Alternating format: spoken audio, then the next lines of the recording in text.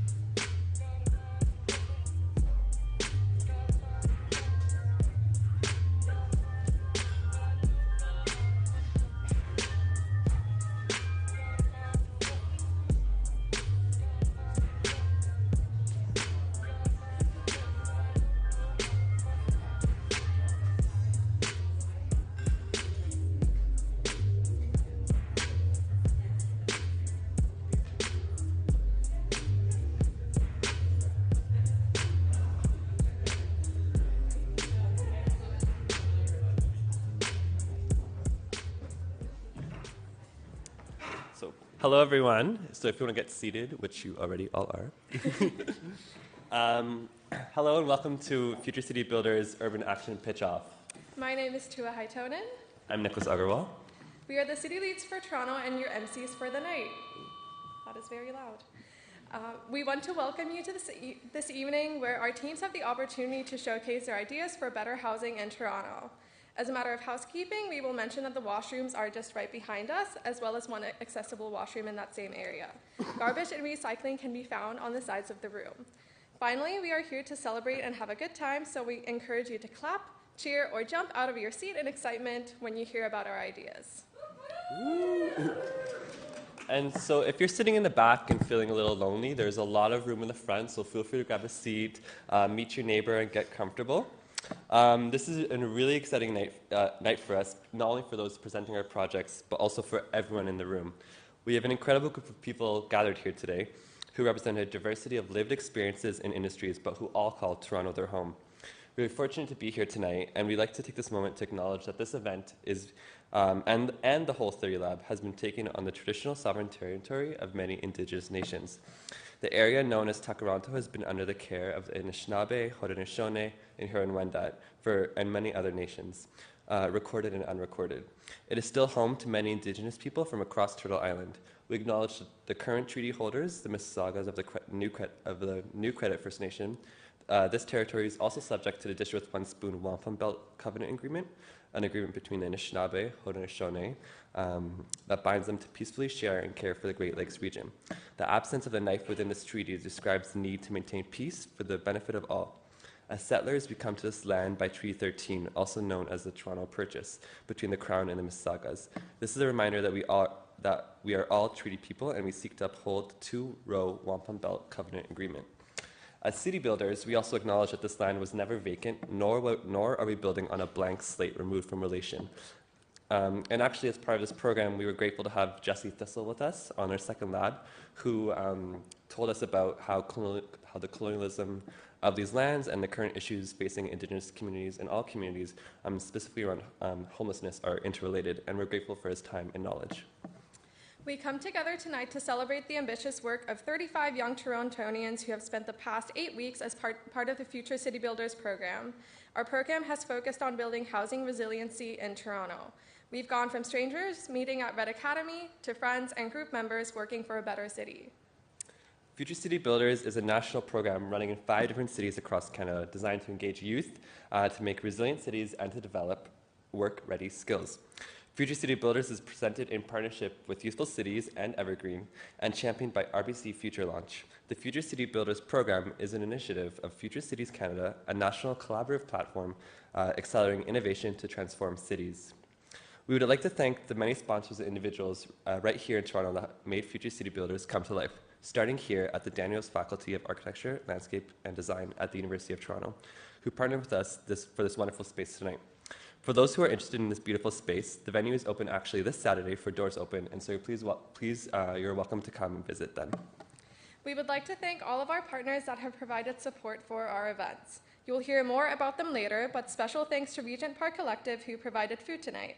We like to practice what we preach and support other initiatives working on important and equitable city building. We would also like to thank the venue and in-kind donations that have made this program possible: Red Academy, the 519, Toronto Media Arts Centre, Kind, and Lush. Finally, we would like to thank the individuals that took time to mentor us through this experience, since their input and ideas strengthened our projects and widened our perspectives. So we're about to get started, so please throughout the night be sure to tweet, post, and share your Future City Builders experience on your social media platform of choice. You can hashtag FCBTO to continue the conversation digitally. We would now like to welcome and introduce Robert Barnard, the co-founder of Youthful Cities.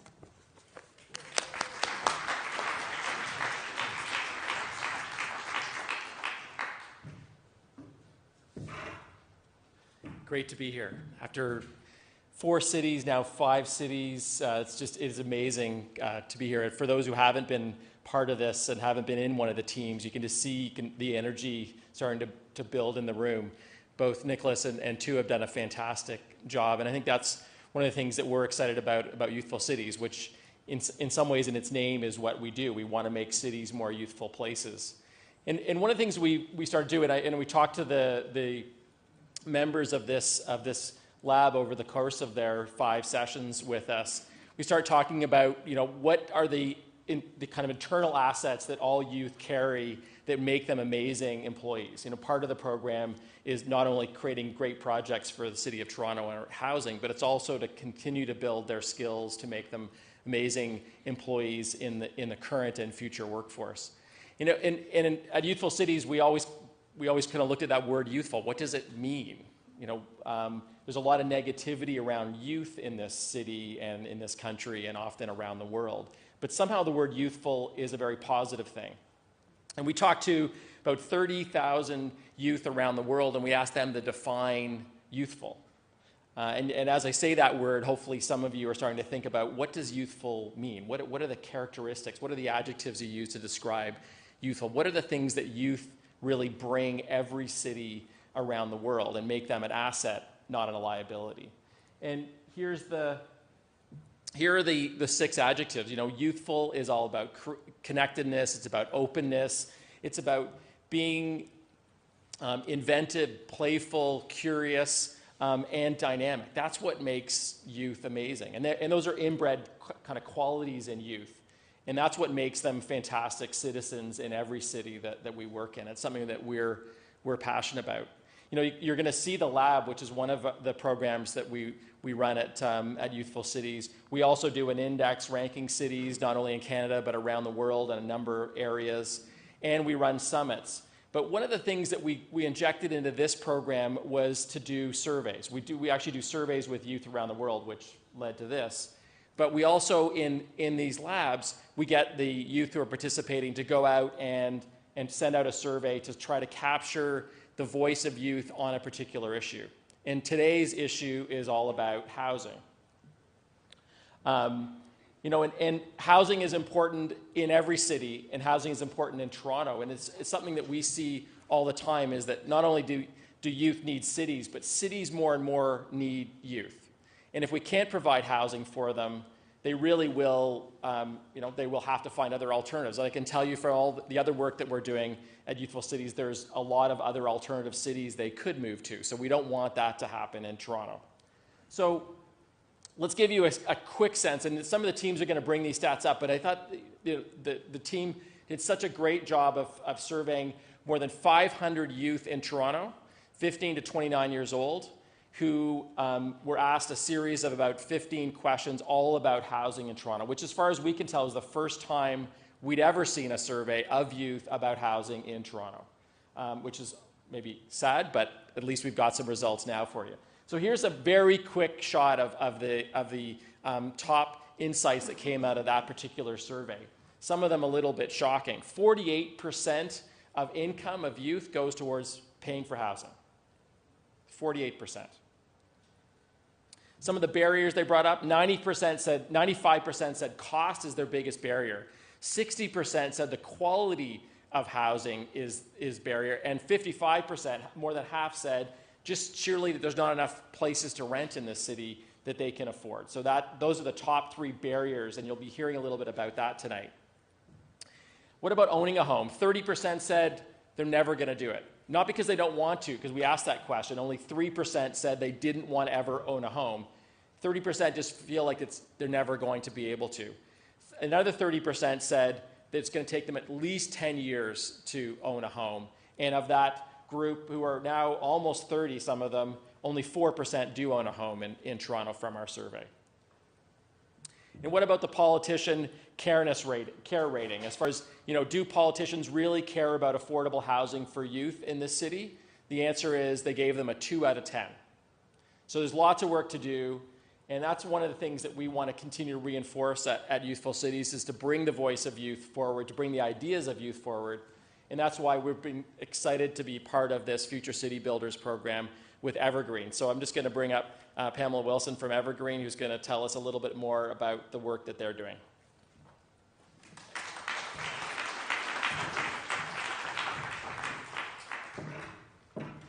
Thank you, and good evening, and it is really great to be here.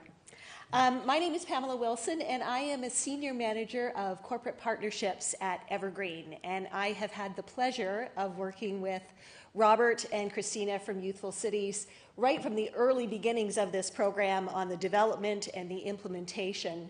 And Robert and Christina and my colleague Hazen have been traveling across the country on planes, trains, and automobiles on a very truncated schedule.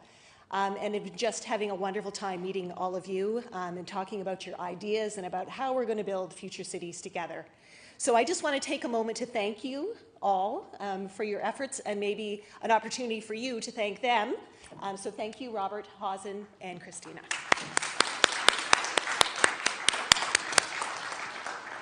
We're also very grateful for our partnership with RBC Future Launch.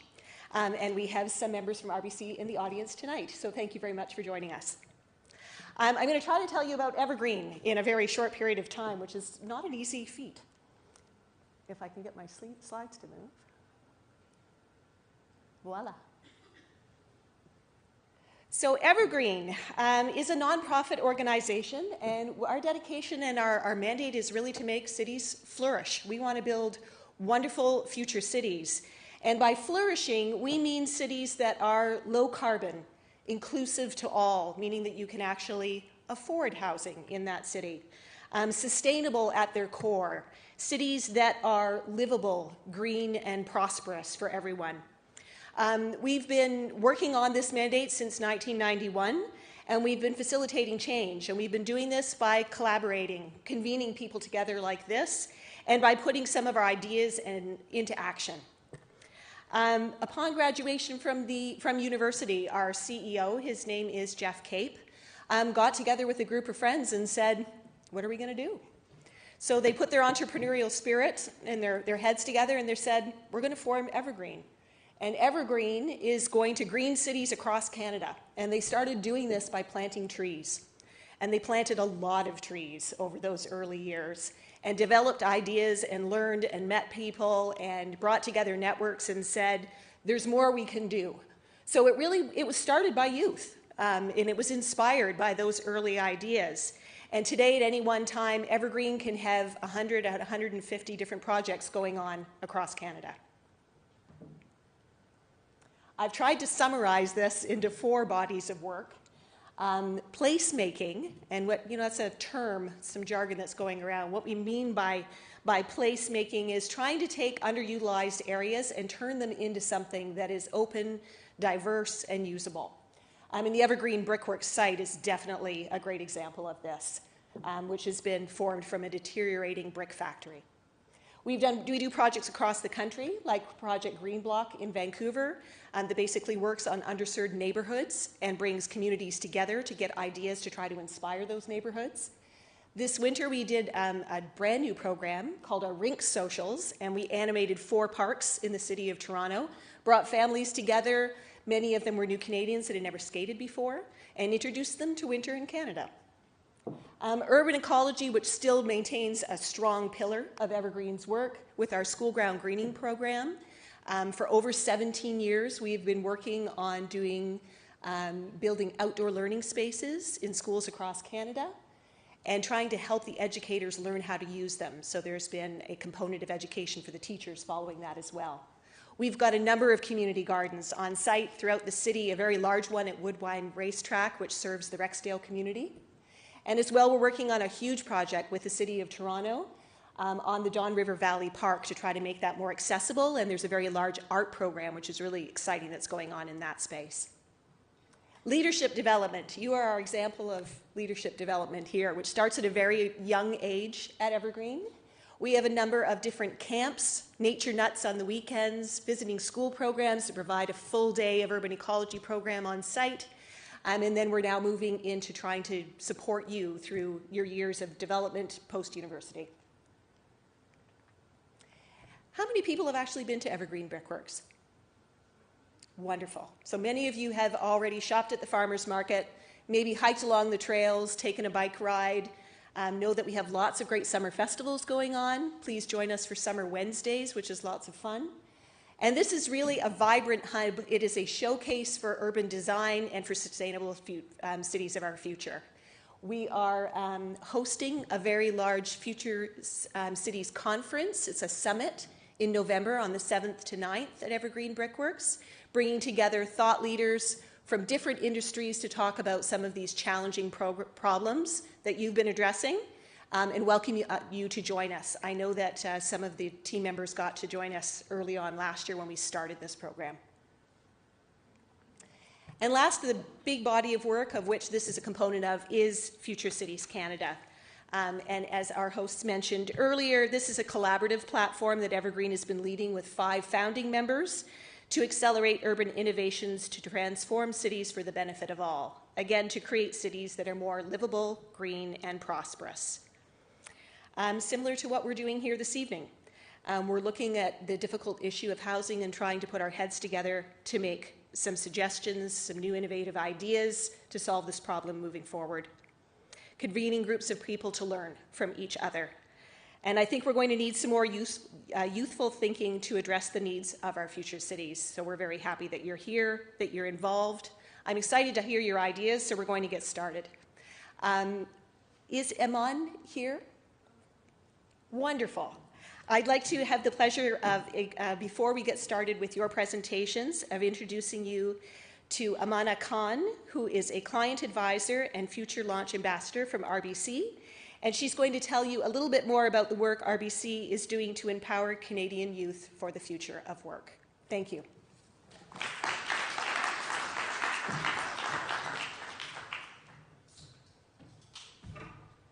Hi everyone, hope all of you are doing good today. I'm Amna Khan, I'm a client advisor at RBC, just like Pamela told you guys about like 30 seconds ago. So thank you, Pamela. I've been with RBC for almost a year now, and I have to tell you that it has been great. It's a long way to go, a lot of more things to do, a lot of more things to achieve. But before I tell you why RBC is here, what we're doing here, what I'm doing here, I just wanted to I want to talk about change. And as cliche as that sounds, I'm still going to talk about it. And I want all of you to take a moment and to think and to realize and to process that how things are changing so quickly. And when I talk about everything, I talk about every single thing. And I know when we're talking about change, people are always like, yeah, I know, technology is going crazy, Apple's making a new car, things are going, like we saw the black hole, we have technology, like everything's going on. But I'm not just talking about technology over here, I'm talking about every single thing. I'm talking about mindsets, I'm talking about how we process things now as we did before, or how our generations before us did. I work in a branch and I see people of that generation waiting in line 20 minutes just for them to ask me what their account balance is. We do that now on our phones. We don't need to go in the branch. That's what we think, right? But that generation did not adapt to change as quicker as we are doing. They took 50 years. And that change is going to be summed up for all of us within 1 decade. So we need to start moving quick and like as soon as possible. And it's not just technology, trust me.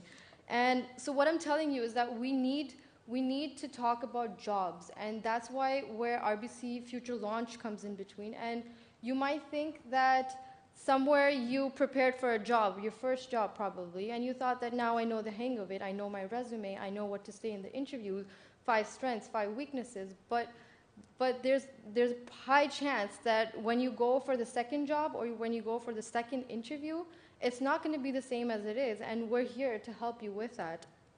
And these are the issues in Canada that we need to address, because the youth, as everyone spoke before me, that youth is the most important asset right now for Canada. And that's where the Future Launch comes in between. And I gotta tell you that I don't know how many of you know about Future Launch program, but it's more than just like $500 million project, and it's one of the largest one in RBC's history that's providing us with opportunities, skill sets, and it's providing young Canadians and to prepare them for the future and how to work, how to create a skill set, how to talk in interviews, and most importantly, how to discuss mental health issues. And it focuses on 4 more major areas, like how to gain that relevant work experience, how to get those relevant skills. We're doing projects, and how the professional environment works around over here. So RBC is trying to make a difference for all of you guys, and we can't do it without you. And I would just like to show a small video to all of you to get a grasp of whatever. Something's happening across Canada. Right now, work is changing.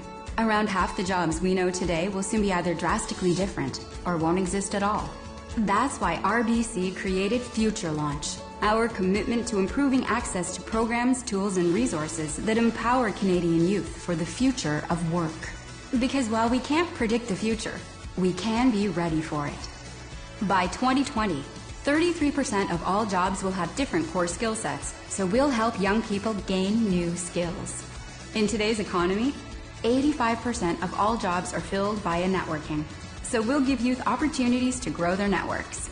Right now, only 44% of youth feel prepared for work, so we'll give young people the chance to get real hands-on work experience. When Canada's youth succeed, we all do. And with the right tools and mental well-being supports, we know young people won't just be prepared for the future. They'll be ready to take on the world. So just before I leave, I wanted to say that if any of you have questions, I know how hard it was to get a job in a bank and how hard I worked. So if any of you have questions, I'm right here. You can ask me after the session is over. I'll be glad to help all of you out. Thank you.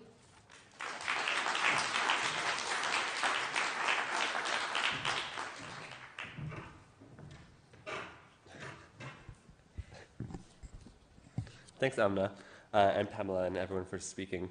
Now let's talk about why we've gathered here today.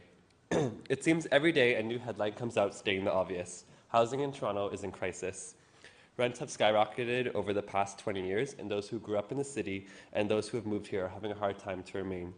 But there's more to housing than just the price point that prevents people from being housed. Systems like transportation, politics, economics, policing, and immigration all intersect with housing to create challenges to house all of Toronto's population. How can we look beyond the paralyzing affordability crisis to see housing as a point in an urban network that connects to many other? We believe that by focusing on these intersecting connections, we can generate more creative solutions. We convened the 30 Lab to seek solutions to housing in the city that aim to tackle housing from all angles. So just a quick show of hands, who here thinks that we have a housing crisis? Okay, awesome. So you are a proof of concept of why we decided to do this lab. Future City Builders met over 5 sessions to brainstorm and innovate housing solutions. We've worked with mentors who have helped provide us an overview of housing and those who have helped refine our projects and making sure we're using design thinking in our process. Tonight you'll hear 7 amazing projects around housing. We'd like to bring up Temo, the city lead from Hamilton, who will talk about their projects around water.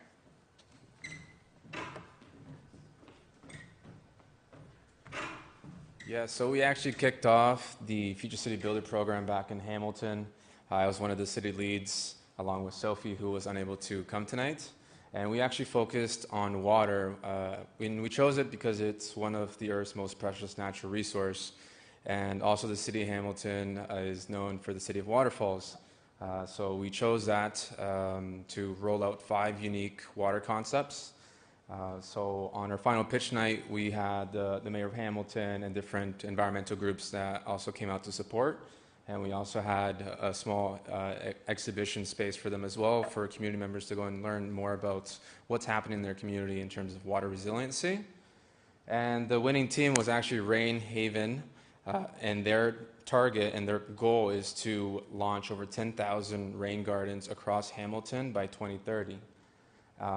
And these are the 4 members, David, Brendan, Adam, and Matt. And they have been really gaining a lot of momentum in Hamilton.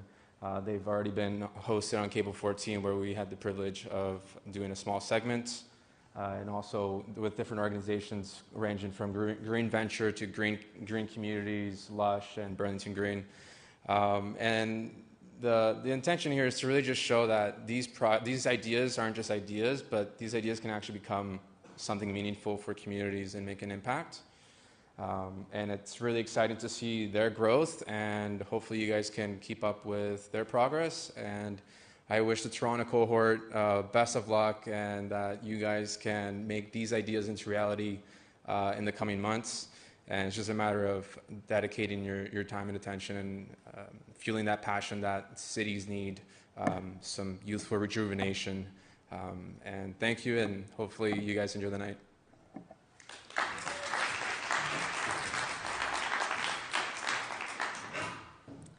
Thanks, Temo. We're excited to be here with you tonight to pitch our ideas on housing in Toronto and look forward to hearing your questions and thoughts. So we believe that all of these projects have a place in our city. However, tonight there's only one prize at stake. The winning project will be awarded $5,000 in seeding to launch your idea, and this is where you and the judges come in. Each team will present their project, followed by questions from the judges. After all 7 teams have presented, the winning projects will be determined by a combination of your votes and the judges. During the presentations, we encourage you to note down any questions, feedback, ideas, or connections that you have for each team. At the end of the presentations, you'll have 5 minutes to choose and vote for which project you think should be awarded the grand prize. The judges will be doing the same. We ask that you consider the following criteria. A, is there a clearly established need? B, how well does this project address the need in a creative or innovative way? And C, how feasible is this project? Now we're going to introduce our panel of judges. Atif Zia from RBC. He's a technical systems analyst with the core banking integration group in RBC. He's an avid traveler and has visited a number of cities around the world. He has had the opportunity to live in different cities around the world and has lived in Milan, Calgary, and Chandigarh before moving to Toronto. He loves to ride his bike and really appreciates that our city is being made more bike-friendly. Awesome. Next up, we have Leah Melito from Code for Canada. Leah is an urban planner with an interdisciplinary background that includes education, public policy, and community building. She is a former chair of Civic Tech Toronto, the steering committee, and helped launch Code for Canada. Next up, Shane Williamson from here at U of T. Professor R. Shane Williamson received his Bachelor in Architecture degree from Georgia Institute of Technology and his Master's in Architecture from Harvard University. He's principal of Williamson, a Toronto-based architecture and design studio. Shane is also director of the Master of Architecture program at the Daniels Faculty of Architecture, Landscape and Design at the University of Toronto. We also have Amy Butenhaus from the City of Toronto Resiliency Office. Amy has been working for the City of Toronto for the past 5 years, most recently as a senior policy consultant in the Resiliency Office, leading to the creation of Toronto's first resiliency strategy. Before that, she has led major policy files related directly to housing. Her most recent work includes regulating short-term rentals and improving the quality of apartment buildings by creating the new Rent-Safe TO program. And last but not least, Shannon Holness from the Toronto Community Benefits Network. Shannon Holness is an urban planner with dynamic lived experience that has shaped how she approaches community planning and development.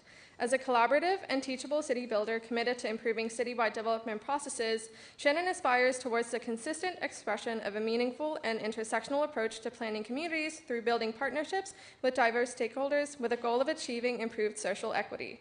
Presently, Shannon is Neighborhood and Environmental Improvements Coordinator for Toronto Community Benefits Network and is a founding advisor for Progress Toronto. She's also a youth.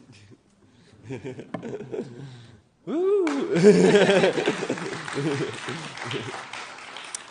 And so, without further ado, let's go on to our showcase for the evening and welcome our first group to present.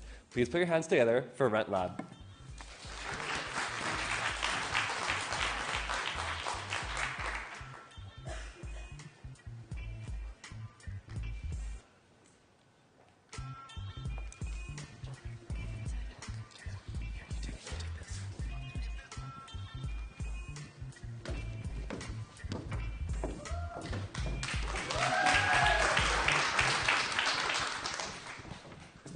Hello? Okay. Hi, thanks everyone for coming to our pitch event. So together we are Rent Lab. My name is Ellie. Carol. And I'm Liam.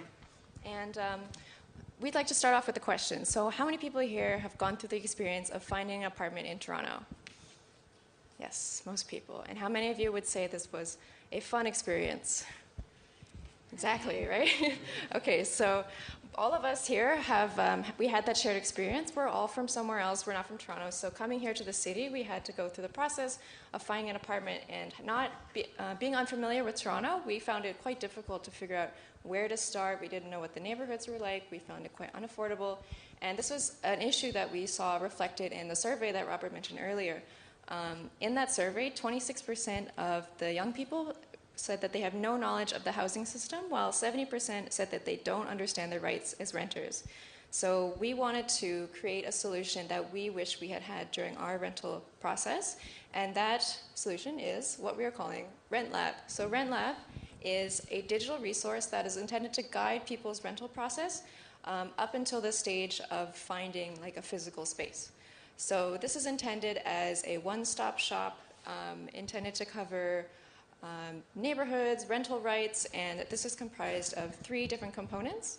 So the first is our neighborhood profiles.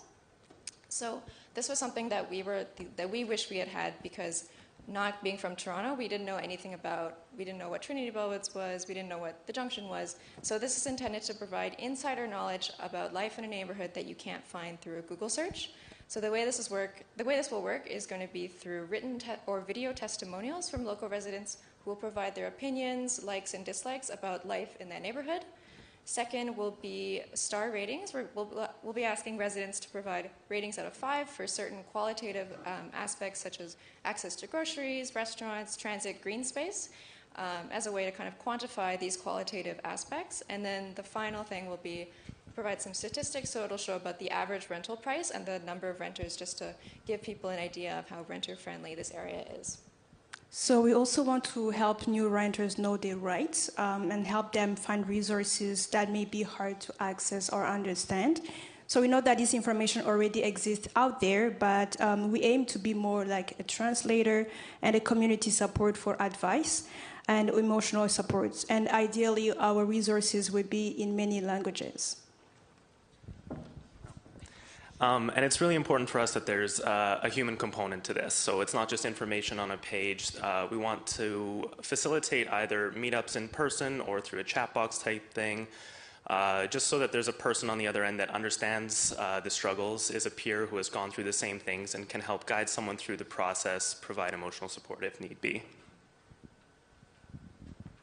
So what we need, we need people who are actually going to complete testimonials. So if you can help, you can connect with us and go on our Instagram page or send us an email.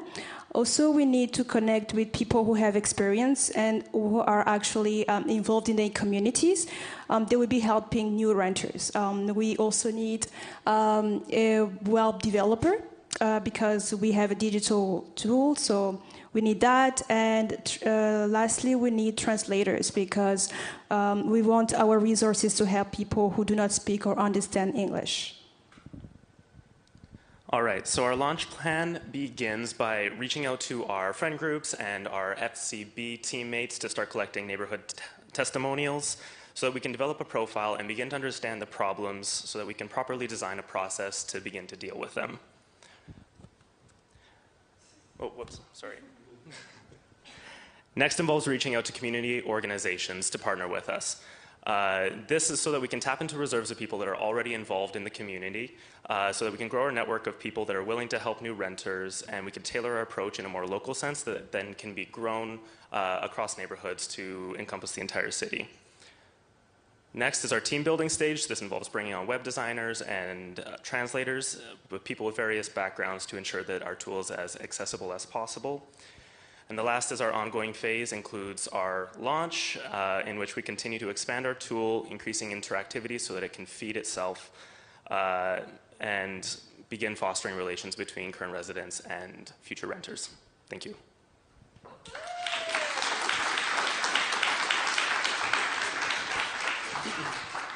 So the judges, you now have time to each ask a question to the group. Okay, Tess.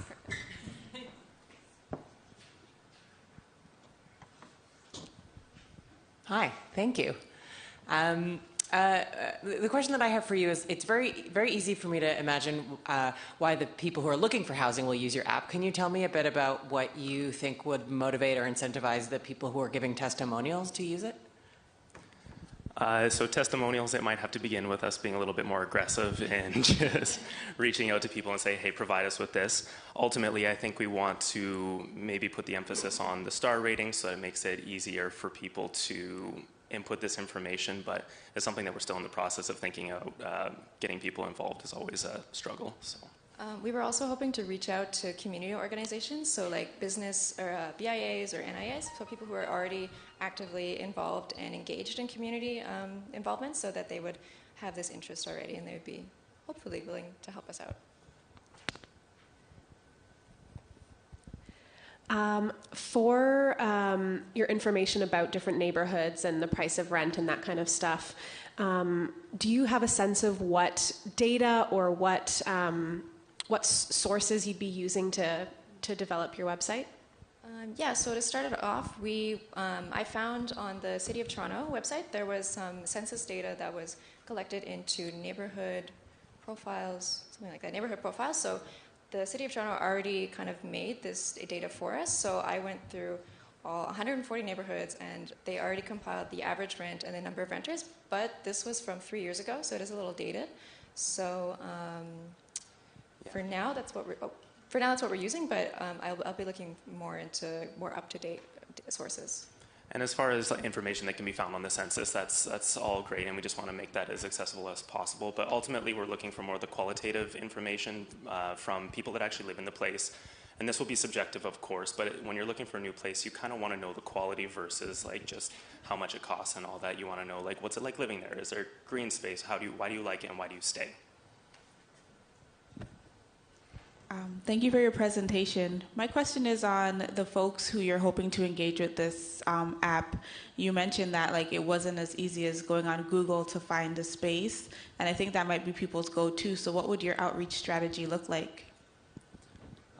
So we discussed this. It's through multiple ways. One of the things that we had talked about a lot is looking at community organizations or churches and specifically where we can get physical pamphlets where we can, hey, go to the congregation, have materials printed in the language that makes sense for where it is, and just say, hey, this is where we can start to help you through this process. We've also talked about Google Analytics or advertisements on Kijiji so that we can get people that aren't currently in the city. Other than that, it's just word of mouth.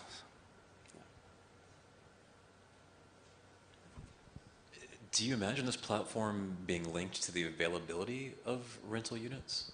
I mean, is there a relationship between like the owners and the renters of this platform?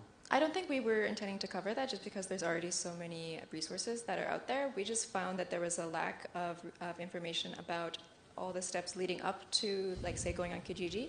So I think we were fine not having covered that. We would just stay in this, like, kind of more niche platform. Yeah.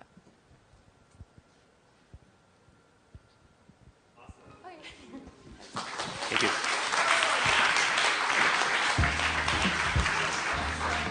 And so next up we have Toronto Youth Housing Initiative.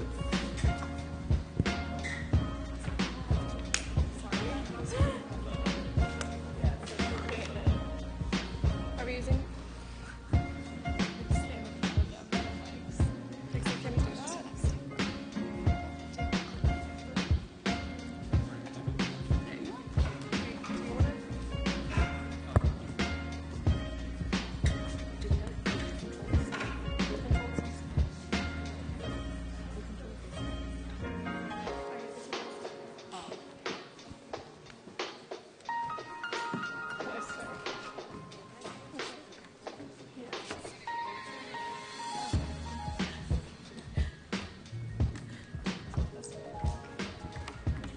Hi everyone, my name is Kayla and we're the Toronto Youth Housing Initiative. So to start, I'd like to see a show of hands for the audience. For youth making minimum wage, what percentage of their income do you think goes towards rent? So A, 30%, B, 50%, and C, 70%. Let's see a show of hands for A. Okay. What about B? All right, and C. Okay, so unfortunately, most of you are actually wrong. We surveyed over 500 youth in Toronto and found that youth working minimum wage jobs astonishingly spend 70% of their income on rent. Unfortunately, these are not unique situations, and our own personal experiences reflect this. During my undergrad, I had to work 2 part-time jobs in order to pay for rent each month. This was all while balancing a full-time course load and being a varsity athlete. Hi, my name's Tua, and I've worked 13 different jobs since graduating from U of T last year. I'm Jane, and similar to Tua and Kayla, I also struggled to pay for rent while working a minimum wage part-time job and being in school. So there are existing rent subsidy programs in Toronto, and they target people who are at risk of homelessness, refugees, low-income families, and disabled individuals. However, we found that there were no existing rent subsidy programs targeted for youth. So given how transitional this period of life is for youth, lessening the financial burden of rent and helping them explore what their future career paths hold is critical to their success in the future. And recognizing this gap, we founded the Toronto Youth Housing Initiative, which is a nonprofit organization that supports youth with housing challenges by providing rental subsidies and career support. In all of our situations, Kayla's, mine, and Tua's, the Toronto Youth Housing Initiative would positively impact our lives by lessening the financial burden of rent and supporting us with our future career prospects. For example, I live in a 1-bedroom in downtown Toronto paying $1,200 a month. I make $14.50 an hour in my full-time job, and so I'm paying around 67% of my income towards rent. Through this program, I'd be eligible for a rent subsidy of $350 a month. That would bring my rent payment down to an income ratio of 50%.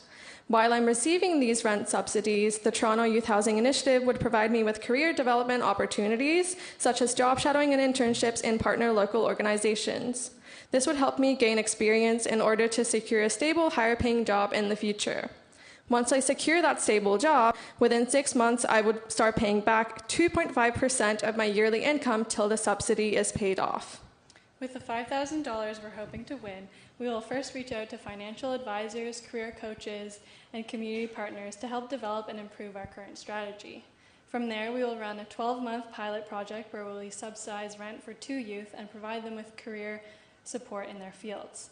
Based on the learnings and results from the pilot project, we will reiterate our program and scale up our initiative to support more youth that are facing similar situations. In the early stages of our initiatives, organizations that have already responded positively include Evergreen, RBC, the University of Toronto, the City of Toronto Neighborhood and the City of the Toronto Neighborhood Grant Program. We hope that you'll support us too. Thank you.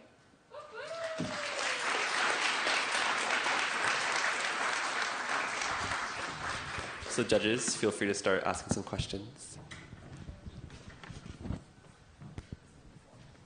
You know, if I could ask, the finances are really quite interesting in this model. Like for you give an example of a target of 50% as being the target for the subsidy to bring down the amount that one is paying for rent.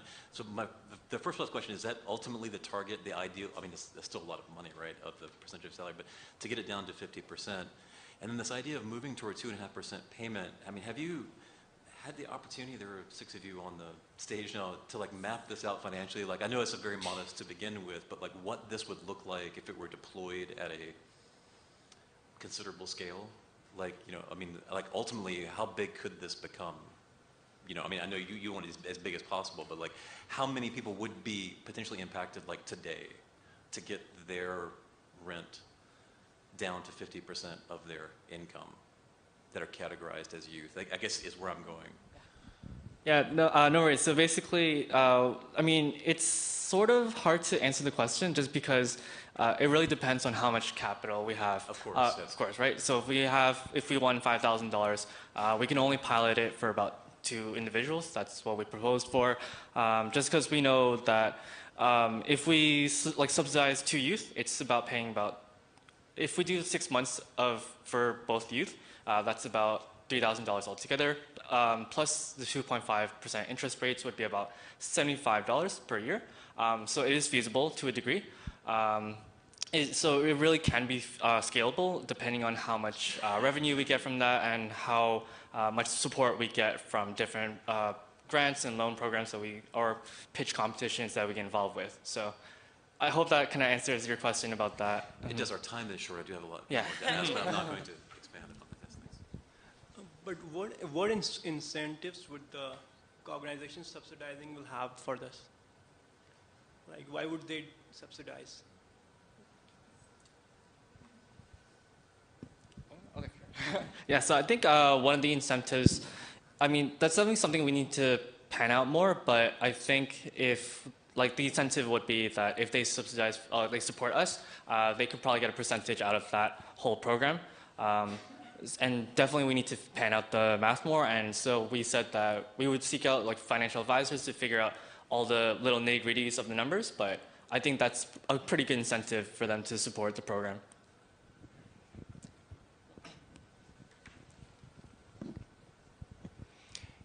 Have you given, tell me about the thinking that you've put into how you would choose the people who were recipients of these micro grants?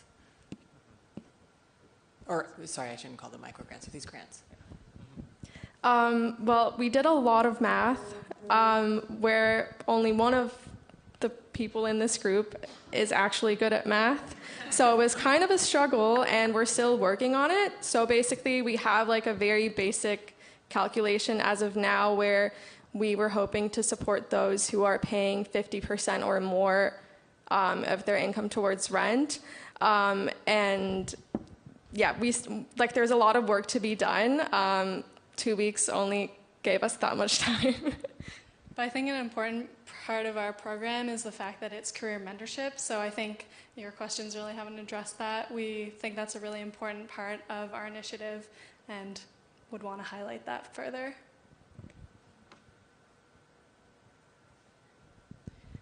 I'll ask a bit more about the mentorship piece of it, because your program kind of hinges on the idea that that the youth who are involved in the program will eventually make more money, I guess, by getting a better job, and then we'll be able to repay this loan subsidy. So can you just tell me more about why that's important and why you think that's the right solution for youth in this situation, like you? And I think that's a great question. So earlier in Robert's presentation, we saw that or was it the RBC presentation? Networking is a critical part of how a lot of youth find jobs, or maybe it's not how they find their first job, but it's how they find their second, third, or fourth job. I think a lot of us can relate to how knowing someone in the field that we're interested in has provided a lot of benefit in maybe directly getting us a job, but also or connecting us with someone who can provide that advice or career mentorship. So I think there is definitely a lot of room for a network of mentors who would be willing to participate in this program. I mean, if you look around the room, there are tons of people who are willing to take time out of their day to come here and listen to our presentations.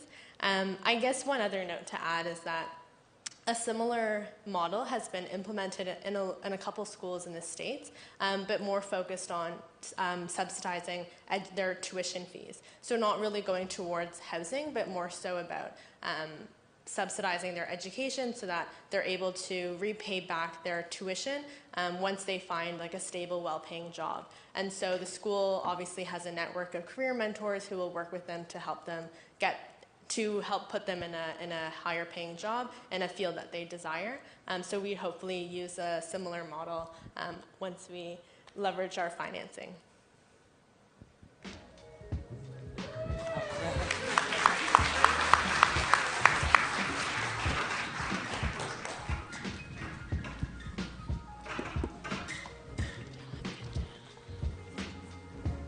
So next up we have First Step.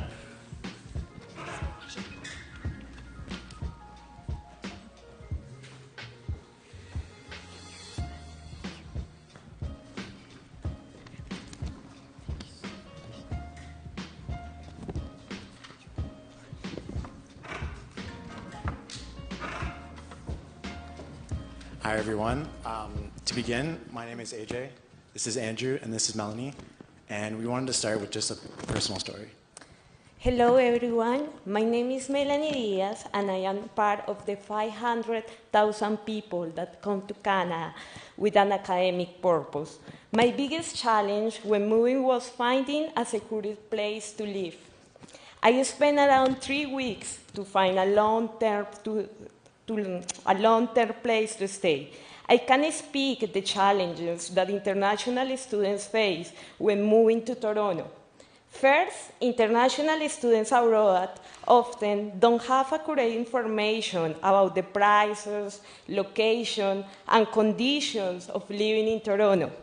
Most of us decide to use expensive Airbnbs in the short term. More importantly is the language barrier. I had difficulties with different owners and rental agencies because I didn't understand the legal conditions. Can you imagine reading a contract in foreign language? I feel stressed, homesick, and depressed. These challenges are common when I spoke to my international classmates. I heard stories about the students who moved 7 or 8 times in 6 months. Students who live in our crowded houses with 15 people and share 4 or 5 the same room. As an international student, I can conclude that these conditions have several negative effects and make us feel isolated and disconnect with the new country, people, and culture. So Melanie's story isn't unique, and the problem is only expected to get worse as the international student population continues to grow in Toronto. So this is where our solution comes in. First Step is a housing mentorship program where international students would get paired up with an experienced student who speaks the same language and knows about the local community and housing market in Toronto. Our goal with First Step is to make sure that international students feel comfortable in their house, before they even arrive to Toronto. And we want to assist them in finding a housing solution that is affordable and well suited to their needs. With this launch, young international students will have an affordable pathway to rental units and be comfortable in their new environment abroad. Okay, so how exactly does it work? So the first step is that the international student would create a profile and answer a series of short questions so we can ensure a good match is made. These would include questions such as their preferred language and which educational institution that they'd be attending. Once a match is created based off these factors, the pair is able to communicate and get to know each other directly on the website. The host is then able to do preliminary research based on the pair's discussions before the international student arrives in Toronto. Then, once they do arrive, the host acts as their first connection and helps them get to know the city and assists them in finding a place to live. The role of the host here is not to be a real estate agent, but rather a friend who knows Toronto and who can speak English fluently. So what are we asking from you guys? As September is only 3 months away, our timeline provides us with a perfect opportunity to launch a 2-month pilot project where we can test the success of this program.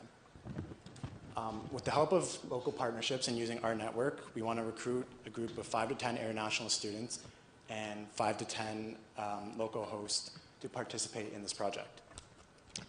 So in order to get started, we're asking for $3,700, of which $3,000 would be used to provide a program stipend for the volunteer host, and the rest would go towards advertising and recruiting partnerships and volunteers. So with the help of the Youthful City Networks and local institutions, our program can be international students' first step towards affordable housing in Toronto. Thank you.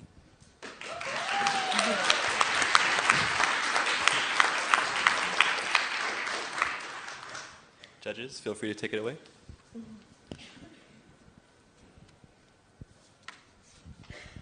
Thank you for your presentation, and thank you for sharing your lived experience with the challenge that a lot of people are facing in the city in terms of being overhoused.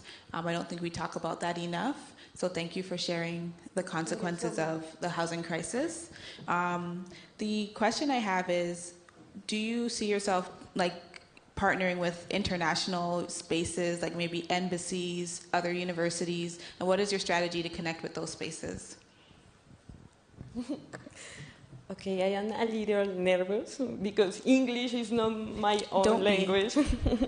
So we are thinking about that our platform or website need to connect with the embassies in our countries, because one of the main problems that the Canadian government have in my country, for example, in Colombia, is that the embassy don't give information about the housing condition. And this is really bad because in most of the case, young people come here alone. We are here alone and in my case, spend 3 weeks in Airbnb, and I don't have, in this moment, I didn't have a person that helped me or give me an advice. It was really hard. To add on to that, we also want to partner with local institutions, especially universities like the University of Toronto here. Just recently, I know a lot of you must have heard that Ontario reduced Ontario tuition, I think it was by 10%. So with that, it's expected that they're probably going to increase international student tuition. And so we really want to help the international students find an affordable pathway to only complete their education and find some suitable housing. Yes, we need to connect embassies, universities here in Canada, and international students for make a big network for housing. Just as a point of clarification, like when you say host, is the host actually acting in that capacity? Like the international student is staying with that person during this Airbnb period? Yeah, so part of our program, we wanted to provide hosting as an option. So a lot of times, international students will come and they're not really sure for about a 3-week period or so where they're going to stay. So we wanted to provide a hosting program where the international student can come and stay with their host, assuming that host has an open bedroom or just a livable area for that student to stay in the meantime while they find a suitable place to stay. Can you tell us a little bit about sort of the quality, the host preparedness is really important for this. Have you thought about how you'll make sure that the hosts are prepared and trained or are doing a good job?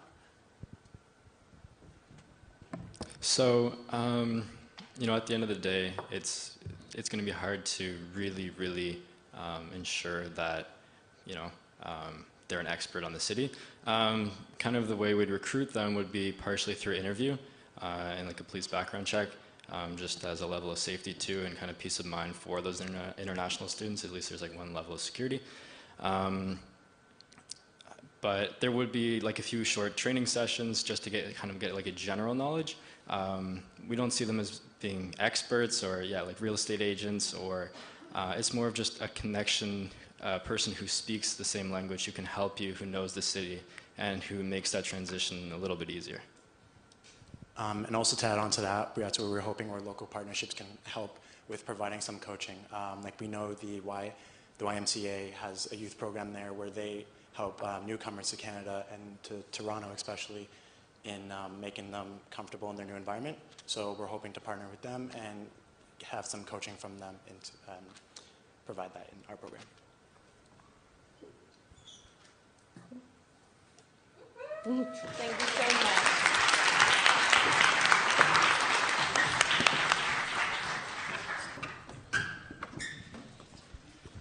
All right, so we've heard 3 great projects already, and there's a few more to come. Before that, can I just ask that everyone just stand up? And then quickly turn to your neighbor and tell them your favorite neighborhood in the city. Okay. And sit down. Also, great. Thank you.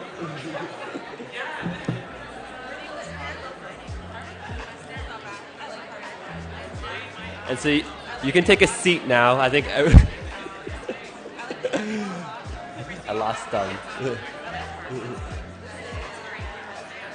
We lost them. 5, 4, 3, 2, 1. Sit down. Awesome. Clearly, we all love the city that we live in and have a lot to say about our favorite neighborhoods. So next up, and now that you're energized, we have the 4th team, Green Hub.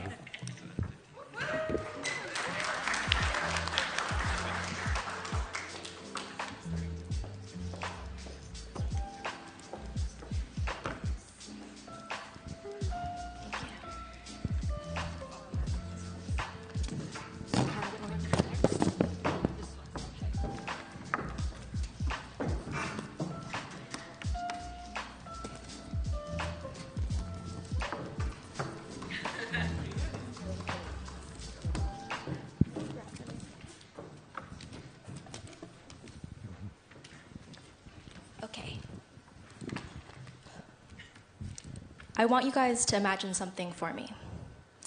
As you're walking home, you're surrounded by tall buildings, people talking on their phones around you, cars driving past you. There's a lot of noise, there's a lot of things going on. But the only thing that stands out is that empty feeling in your stomach. You're hungry. Yet you've met your monthly budget, so you have to choose rent or food. This is the reality that most of us face. It is often very difficult to make ends meet, especially working part-time or full-time. It's just not enough living in Toronto for youth. So there's become a disconnect between us and our community. This disconnect is called urban isolation. Urban isolation is the feeling of disconnect from your local environment. Studies have shown that urban isolation negatively contributes to our quality of living. This applies to the detachment between person to person and person to nature. We believe that by creating a communal garden, we can help youth tap into the issue of urban isolation in their own neighborhoods, thus creating a better quality of life. Green Hub is a space built around garden for youth by youth. It is a space where we can connect, share ideas, experiences, teach and learn, and flourish as a community. This green space offers an escape from the isolating nature of the concrete city. It is a hub for youth, providing a safe and positive environment while also being a source of food, therefore minimizing living costs. Building a community space such as this means establishing the foundations for future youth development. All right. So for our simple lunch plan, first we're going to find a suitable location, and then we're going to obtain all the permits, recruit youth volunteers, launch the first garden, and then hopefully we'll have some alternative housing for the future. As for the location, we were thinking about a space around York University in the red circle right there. And this is what it looks like from Google Maps. As you can see, it's pretty deserted and sad looking. But this is what the future could look like. A much better looking space. And our idea is that by creating this little garden, we offer a place for connection and building a more connected community by offering connection to nature and to each other. A nice little garden that nourishes connection for the youth. York University is a potential host site because of its isolation from the rest of the city, has a vast amount of underutilized space, especially green space, and it is also easily accessible for youth. We'll need the support of local landscapers, developers, a connection to York University, donors, and most importantly, community support through volunteers from the York University itself. And now imagine this. You've left work, you're done for the day, and you've met your monthly budget, and you don't want to think about what you need to cook for dinner tonight. But this time, you don't have to worry about choosing between keeping a roof over your head or having food to eat. Instead, you have the option to head to your local green hub for harvest night, to be able to connect with your community, learn about different processes, and be able to bond together and create a more fulfilling life.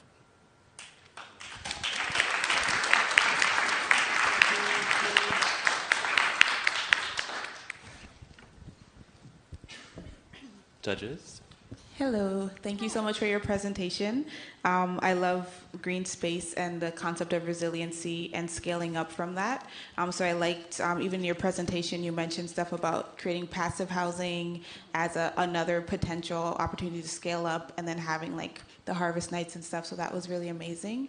My question is, I noticed your map. I'm from Jane and Finch, so that's like my stomping grounds. And I noticed that your map is at the Keele and Steeles intersection, and I believe in activating that space for sure. Have you connected with York initially? Because there's the Maloka Gardens right on the campus, and then there's also the Black Creek Community Farm just down Jane and Steeles. So there is a bit of that work being done in that area. If you could pick another space in the city, where would you want to see this garden? So we were thinking any place where that is accessible to youth, any empty green space, mostly in universities. There are also a lot of parks that are, well, not really parks, they're non-recreational green spaces that could easily be used.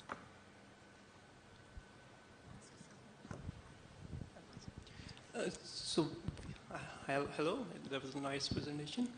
But we live in a climate which is more wintry. So this would be good in summers, but have you ever thought about what about in winters? Can it be made useful in winters?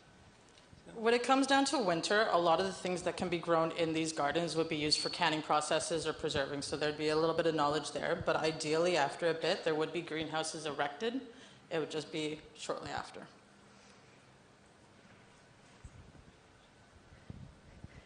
Thank you.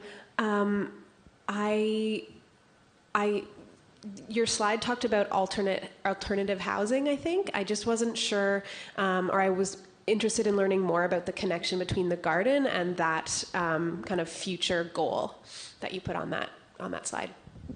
So the community itself as a garden starts as the foundation for future development. So once we establish a solid community of youth, we would have that as the initial step onto then developing housing. And by housing, we don't necessarily mean the traditional type of housing. We just mean individual living units that would be sufficient to those youth in particular.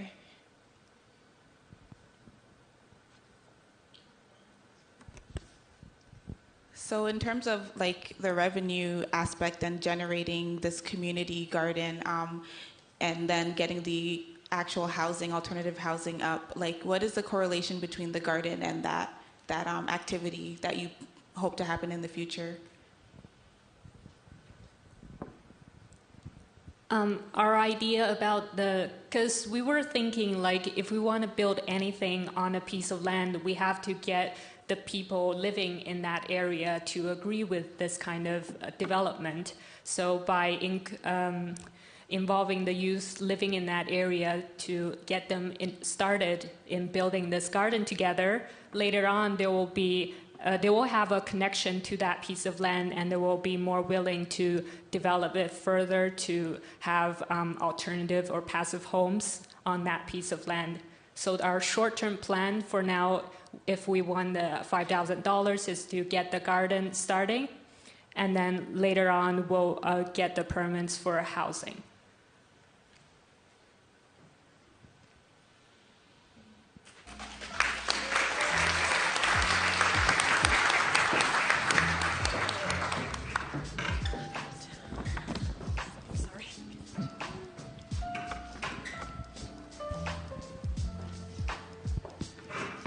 Thank you, Green Hub. Up next, we have Youth in My Backyard.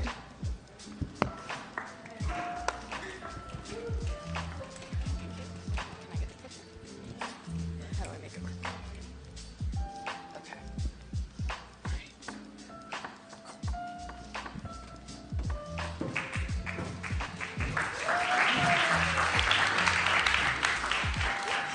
Hello, we are Youth in My Backyard. My name's Lucas, and I grew up in Parkdale. Hi everyone, my name is Shessie, and I grew up in the West End by Jane and Lawrence. Hi, my name is Maya. I grew up in East York. Hi, my name's Heather, and I grew up in Scarborough. So we are part of the 20% of Toronto residents between the ages of 15 and 29. We are also part of the demographic that pays... Oh, I gotta hit the button. I gotta remember that. So we are also part of the demographic that pays about 46% of our income towards housing costs a month. And I am also personally part of the 2/3 of Toronto youth who have completed some form of post-secondary. So you'd think we'd be pretty smart, right? Not when it comes to housing, it would seem. According to our survey, when asked, over a quarter of youth admitted they had no knowledge whatsoever about housing rules, rights, or regulations. But the most distressing number to me was the 2 out of 10. So youth believe that the government cares about 2 out of 10 about youth housing issues. That's crazy. We are the future of this city, and right now we're highly educated, we're highly capable, and we can't afford to live in our city. We are struggling without the knowledge or support to survive and thrive here. No wonder there's a 50-50 chance youth will leave the city. That's crazy. So what reason is there for them to stay? That's where we come in. We want to give youth the tools, knowledge, and community that they need to survive and thrive in Toronto. Welcome to Youth in My Backyard. We are trying to get youth's voice in affordable housing. Youth in My Backyard aims to amplify youth participation in housing policy and planning, which is why we are proposing to host a series of workshops in Toronto's schools, community centers, and diverse neighborhoods that aim to educate and engage youth in existing housing conversations.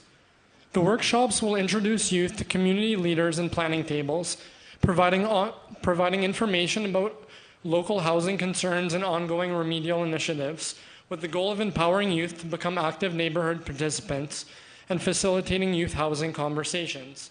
As a long-term goal, Youth in My Backyard envisions the creation of a citywide network of youth teams that activate hyper-local projects and advocate for youth representation in housing discussions. Most existing youth housing initiatives in the city, such as the Toronto Planning Tables, are run by adults and lack the unique perspectives and lived experiences of youth. Our project addresses and removes this barrier using a hyper-local, two-pronged approach to tackle the issues of youth civic engagement and social isolation by integrating youth voices into the affordable housing conversation. The workshops that we will deliver to schools and community centers will discuss issues that are local and relevant to each neighborhood. Through these workshops, we will connect youth with community leaders and local governance, such as MPs and city councilors, who will then provide support to youth in either joining or launching their own planning tables. Through these planning tables, youth will work directly with city planners as well as meet with peers who are also passionate about housing issues. By engaging with youth in these communities, we meet youth where they're at and empower them to initiate change in their neighborhood. Youth in My Backyard will increase youth representation in local decision-making processes and provide youth with opportunities to build on leadership skills and develop strong networks and support systems within their community. We are 20% of Toronto's population. We should be at least 20% of the housing discussion. Our vision is to help create and support 8 to 12 youth teams by our first year. We want to put them in direct contact with local governance, and we want to help them financially and also organizationally. We want to provide support to help keep these teams actively engaged with hyper-local neighborhood meetings. This means providing access to space, food, and transportation, as well as capacity building tools to help them self-organize in their community. We envision youth across the city informed and consulted when it comes to housing concerns impacting their neighborhood. We also envision a strong network of youth teams that come together for an annual youth housing conference to create dialogue and to help shape their city with youthful perspectives and ideas. To get started, we need your help to get us into schools and community centers where youth already are, so that we can deliver workshops that inform, mobilize, and connect youth to Toronto housing. We are Youth in My Backyard, your friendly neighborhood youth housing action network. Help bring us to a neighborhood near you. Thank you.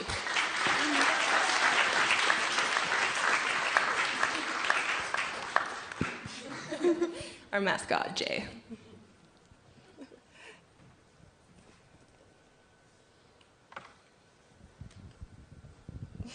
Hi, thank you. Oh.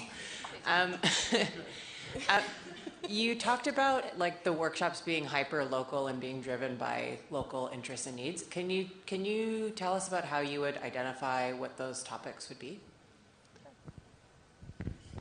Well, I think that we all recognize that Toronto is defined by neighborhoods as a city, and as a result, we see each neighborhood having different issues that affect it.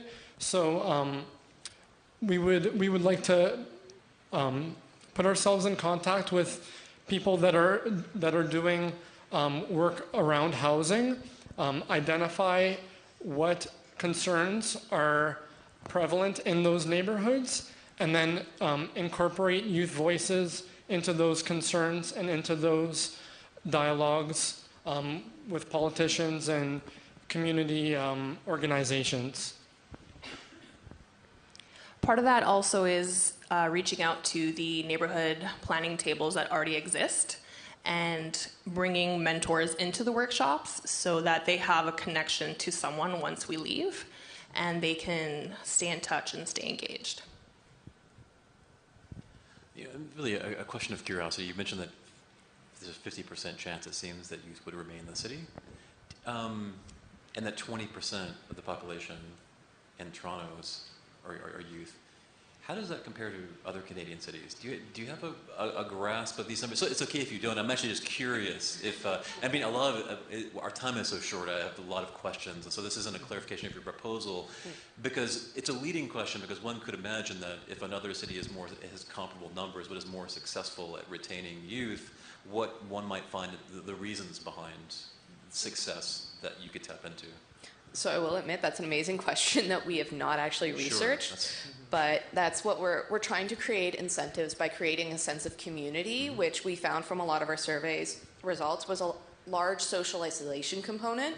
So we wanted to address that by really aggressively creating that sense of community among youth and get them invested in creating their home and their future in Toronto. So that's what our hope to do is to address that issue. Anecdotally, I find that with a lot of people that I know in Toronto, social isolation is a huge problem, as is the difficulty just around affording a place to live. And so I would assume that Toronto doesn't fare, it is among the worst cities in Canada in regards to abandonment, youth abandonment. And yeah, I'll leave it at that. I could go on. Thanks. I have led a lot of public consultation sessions for the City of Toronto, and it's really hard to get youth involved, so I feel excited about this idea. My question is about, I feel like there's almost a tension between engaging, in your case, youth, in a way that connects directly with specific topics or projects that are happening, like the new housing strategy that's going on and connecting with governments, and then also doing consultation that's really hyper-local and that's really more about building connections within the community, not necessarily with government specifically. So I'm just wondering if you thought about that tension at all, or if there's one focus that you have between those two, or how you would kind of negotiate between those two goals. Hopefully I framed that well enough. So that's why we wanted to lead with the workshops. We really wanted to have a strong education component because we are aware that a lot of the youth we would be trying to engage with might struggle to engage with the larger plan, the city plan. They don't understand the context. They don't know what we're talking about. They don't know what their needs are or what their priorities might be, which is why we really want to lead with the workshop. But we also really want to make this self-directed. So our answer to that tension is to let the youth self-direct. So while we might have some hopes and some dreams of, yeah, sure, we want them to be able to do both perfectly, I think we're going to have to realize that some youth are going to engage more with the very macro and some are going to engage with the very micro. And it's really trying to give them the tools to address what matters to them. Yeah, I don't even have anything to add to that. Good job. Thank you.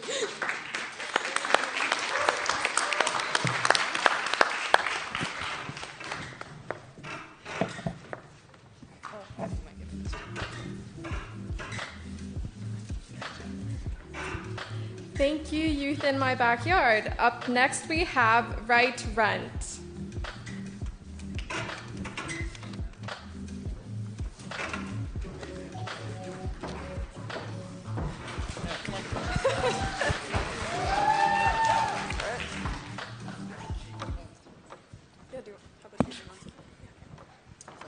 Hello, everyone.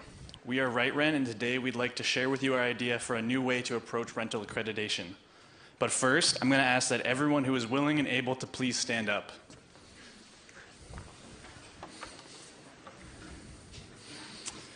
Now, please sit down if any of the following don't apply to you. I previously obtained a lease and have a landlord that would give me a good reference. So sit down if that doesn't apply to you. The next one is, I only have one full-time job. You work full-time, no other jobs, okay? So if you have more than one job, multiple part-time jobs, sit down. If you only have one full-time job, stay standing. Thank you. Yeah. I have a relative who can and will act as a guarantor for a future lease. So stay standing if that's true. If you are still standing, you are most likely by today's standard to be able to secure housing. For everyone who had to sit down is on to the next application where they're going to ask the same questions again. No, stay. Sorry.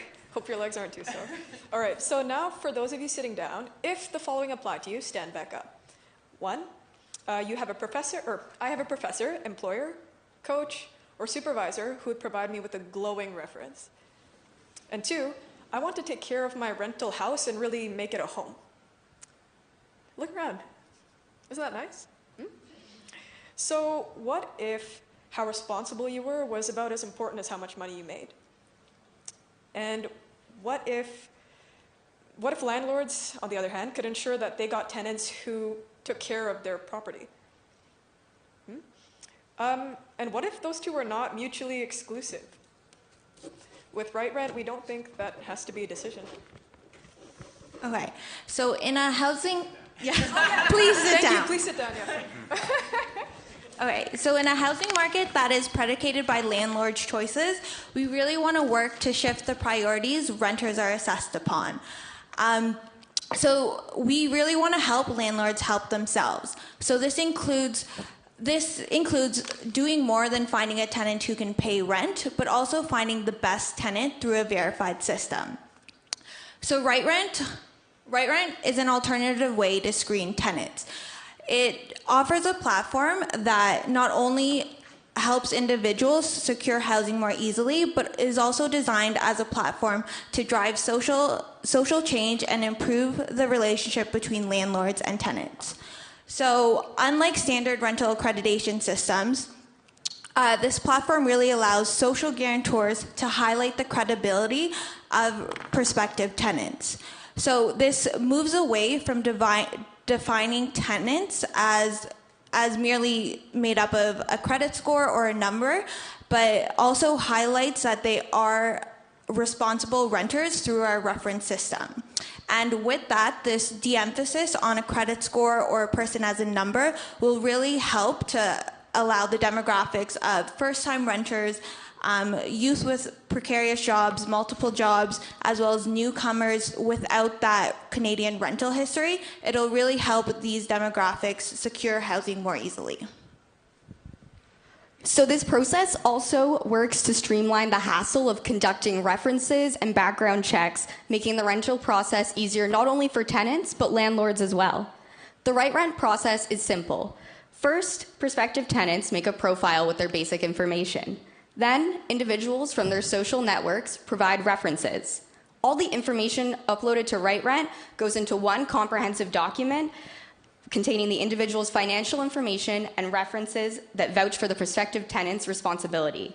As the individual enters the search and application process, the document can be printed or sent electronically for maximum convenience. Like we have a standard lease in Ontario, Right Rent will be the standard application. Through education, outreach, and communication, we aim to create a shift in the assessment of tenants and a more mutually accountable rental market. With Right Rent, we think that if we ask the right questions, we can change the rental accreditation conversation and see more youth gain housing security. We're ready for this conversation. Are you?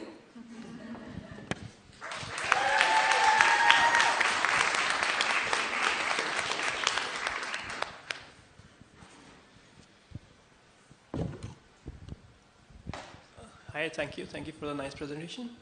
But how do you ensure the trustworthiness and credibility of the references being provided for?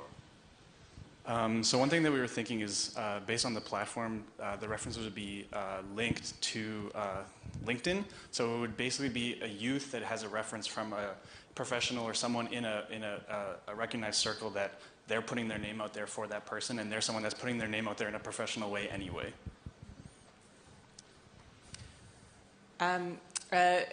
The success of this relies a lot on landlords' willingness to accept this as a way to check applicants. And you spoke a little bit to that education being a part of an important part of this. Can you tell us a little bit more about whether or how you validated this with anybody who I'm not a landlord, so I hope that they would. I think this is a great idea, and I hope that they would go with it. So have you validated, and if not, what are your plans for that education and engagement piece that you spoke to? Sorry, you don't have to be the one to answer. I'm staring at you because you were talking about it. We were considering, for example, in university, they're explaining to students that these are your rights and whatnot. So we kind of want to bridge the gap between renters and landlords and kind of explain to them that these are your rights. And yeah, just to add to that, So while it is a platform, we also want it to be a device that can be used to create social change. So a lot of our budget's actually allocated towards workshopping with landlords, specifically through Ontario Landlord Association, who are self-selected landlords that want to become better landlords. And we'd also be targeting landlords that are owner-operators, so they would have more at stake to have someone who is responsible in their own home. Very interesting and challenging in a way, because I guess as an owner renting, that you're also, I mean, there's a side when you're a renter that you're faced with this kind of impossible task of kind of proving yourself. As an owner, you're not wanting to take the risk of having someone not having the capability to pay rent. That's the, that's the challenge that's happening here. And I wonder, like in a thing like this, it seems like you would really excel if you had like a strong credit history and great references. Like your system would just elevate if you were both. But it seems as if your interest, and this is the question, your interest might be for those who might be in a compromised position. Is that? I mean, that seems to be yeah. the focus, right? The aim is to target newcomers, Yes. youth securing housing for the first time, and students. So a lot of the feedback we received from people was around how, specifically from newcomers, I received this feedback from several people, and not just people in precarious positions, but people with good jobs, that they had a very hard time securing housing in Toronto, just based on the fact that they didn't have available Canadian credit history and available Canadian landlord references. So we feel that this idea is really applicable to vulnerable people, but also to newcomers and freelancers and those demographics as well. I'd also just like to say that you're right that there's a lot to do, but we kind of see it as going to a job with something that they didn't ask you for a job that you might not be perfectly qualified for. There's going to be someone that maybe has 10 years experience, you only have 4, but you're coming with a document that shows that you're going to go above and beyond, or that you have before.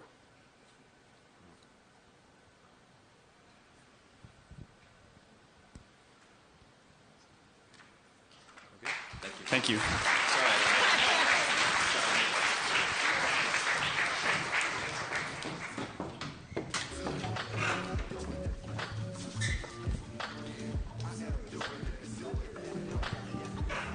And last but not least, we have communally.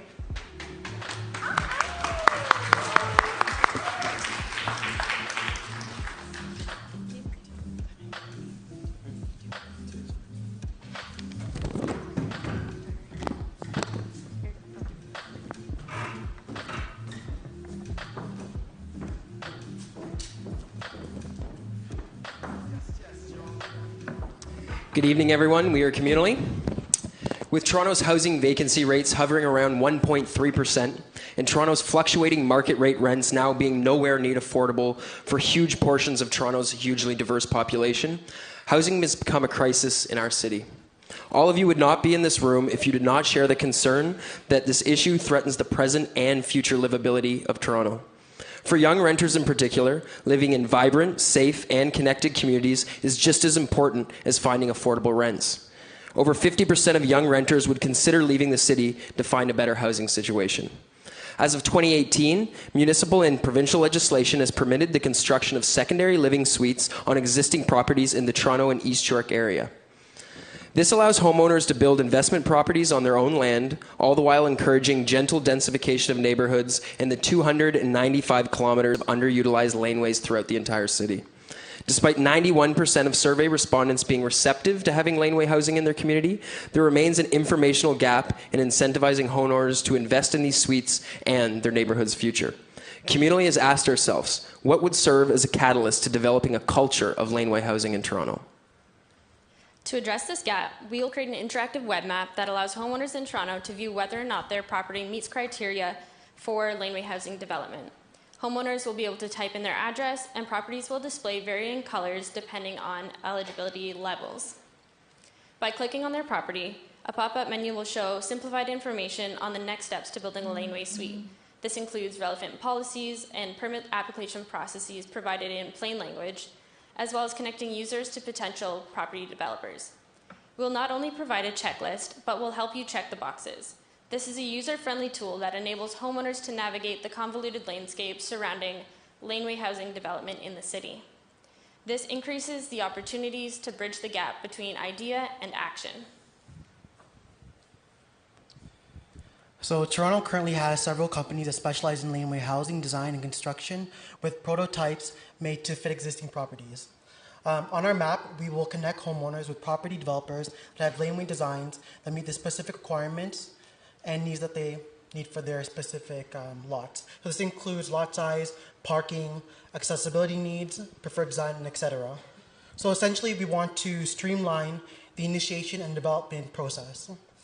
So with the seed money, we're looking to commission the initial design of the website and interactive map. We want to conduct field surveys and analysis in our pilot neighborhood, which is the Davenport Ward 9 area, which is counseled by Anna Bailao. And then after that, we're looking to expand citywide. So Communally will build on existing city programs.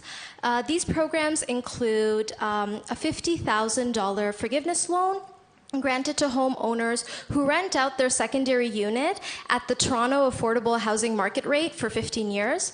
Also, if someone decides to build a secondary unit on their existing property, the charges surrounding new development will be dropped. Now, some houses, as you guys have seen before, can fall under the yellow or the red category or fall outside of the geographical boundaries for laneway houses. Now, homeowners should not be disheartened, as there are other promising opportunities, such as backyard houses, which are currently in the works. And this information will be available on the website. By highlighting the opportunities in smaller style living, specifically laneway houses, we hope to increase the rental supply that Toronto so desperately needs. Think outside the home, communally.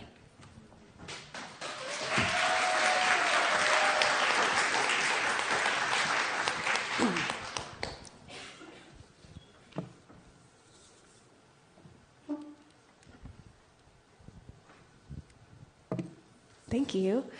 I asked this question earlier. What data sets would you need to make this really helpful and useful for owners? And if you've looked into this, which ones are available and which ones do you not have access to publicly? So a lot of the information that we need is available in the City of Toronto's open data catalog. So I believe fire hydrants is one of the things. You need to be within a certain radius of a fire hydrant. In terms of like the laneway shape files, those are all accessible. There are certain things like the distance between buildings needs to be greater than 1 meter or at least 1 meter. That information isn't necessarily available. So there might be some ground truthing that needs to happen. Once we do our pilot project, we might need to go out in the field and just verify if there's certain measurements that need to be taken. We'll do those ourselves. Yeah. Just to add as well, one of the huge things to get people to actually put a shovel into the soil is to highlight those financial incentives. So as we get more information of the different kinds of designs and where they're built and, accessibility to the lane itself, increasing construction costs or making things difficult, whether it's hiring an arborist, all these kind of things will factor into sites. And as you end up building more laneway houses, more people are talking about it, it's generating further growth in those neighborhoods. We'll have more information to base upon the projected prices for homeowners to encourage them to actually start. Thank you for your presentation. My question is around the culture of laneway houses that you spoke about, and I just wonder what you think would inform that culture. Do you define this as dignified housing? Is it something that's transitional? Like, what would make this a staple in Toronto's housing landscape in ways that can address some of the crisis challenges we have, amongst other things? We chose that use of a word because we wanted it to be a larger conversation. And we know we can't just change policy on a whim. So if we can get more people discussing how this is an opportunity for specifically renters to do with that loan forgiveness, that is a huge opportunity. And we did some research at the beginning when we were discussing this idea about smaller living spaces. So it must be dignified, but also because some of these units are smaller than the traditional thought of a single detached family home, white picket fence kind of thing.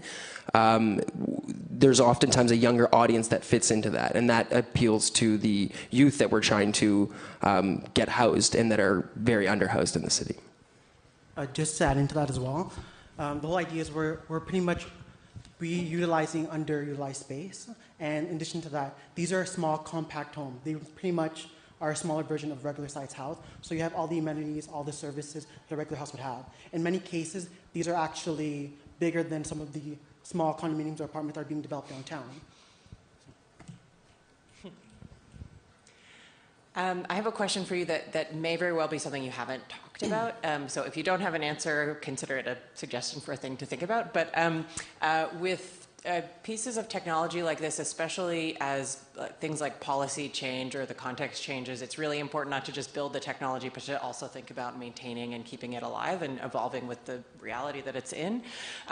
So with that in mind, I'm curious to know whether you've thought about sort of like if this were to be developed, what would be your long-term plan for keeping it alive?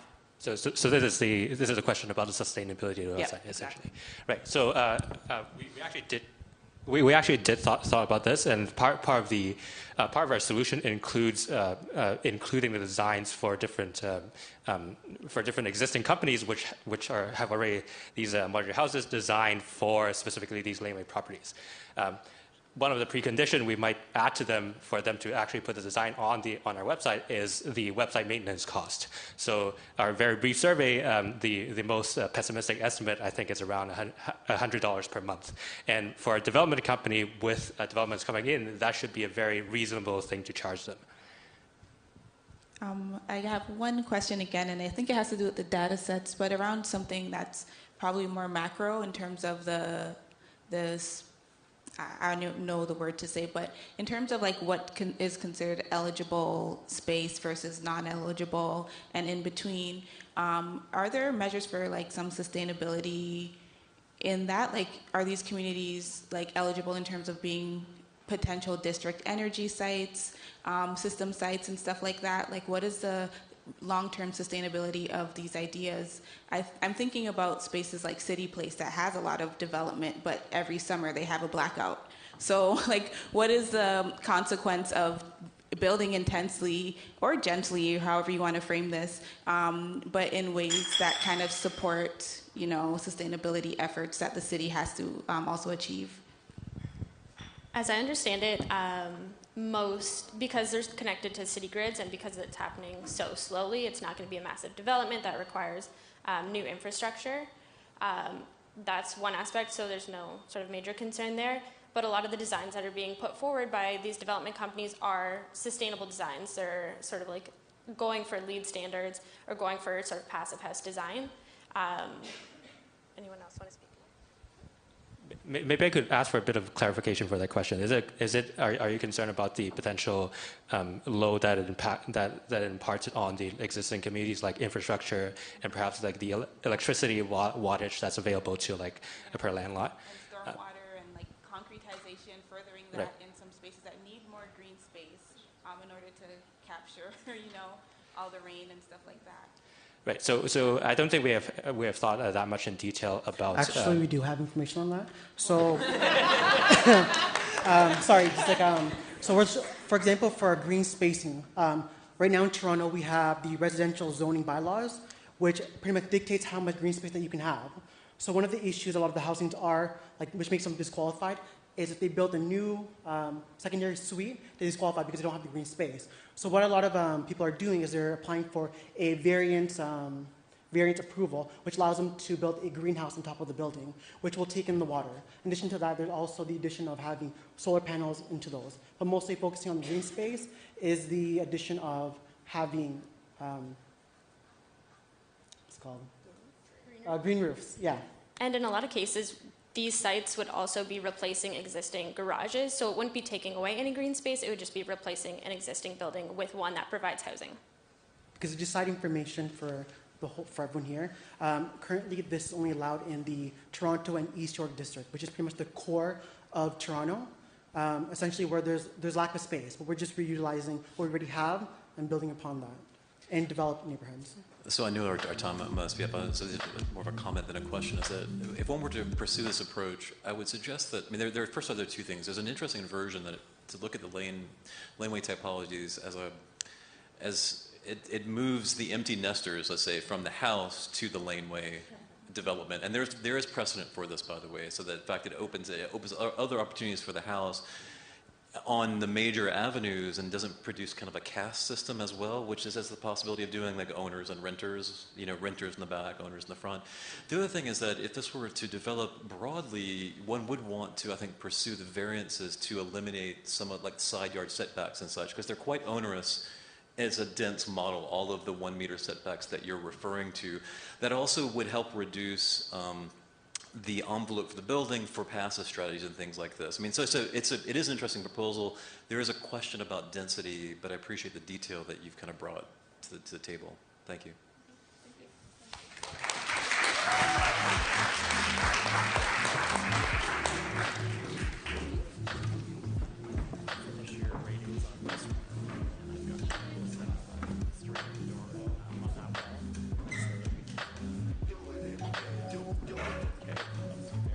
Thank you all to all the groups for presenting, and now that we've heard from everyone, it's time to decide the winner.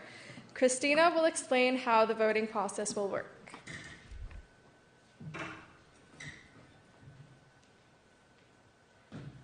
Great. First, if we just have another big round of applause for all of our 7 fantastic projects.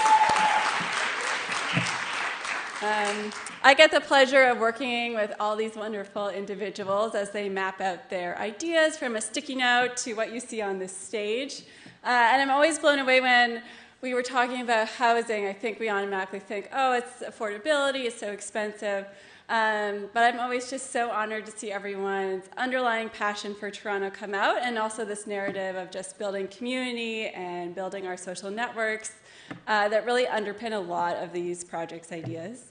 But there is only one winner tonight of $5,000. Moderate excitement, apparently.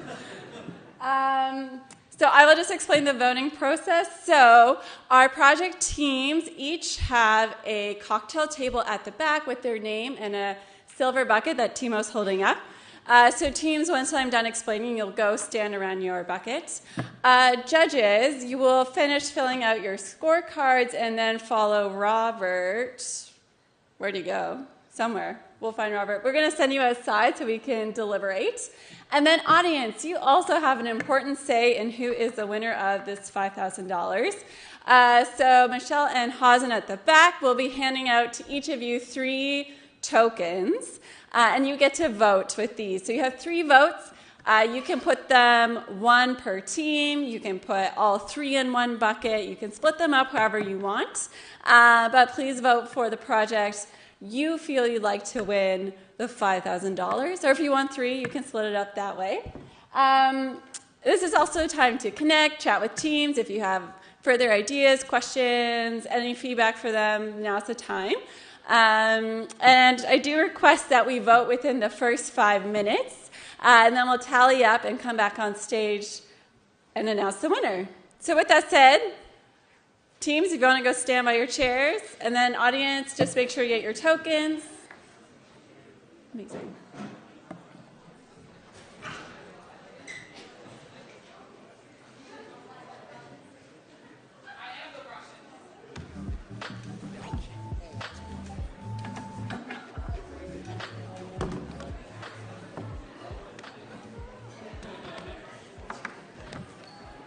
We can go outside and talk in more detail if you want. I know we can.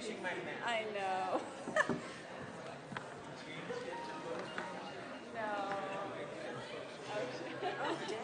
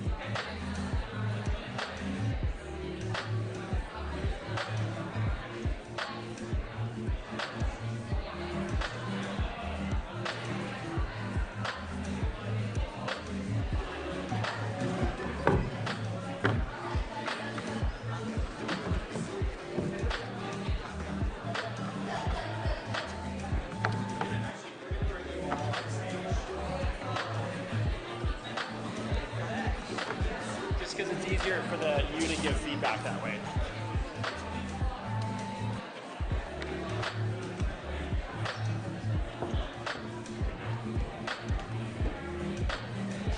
Okay, do you want to know who the winner is?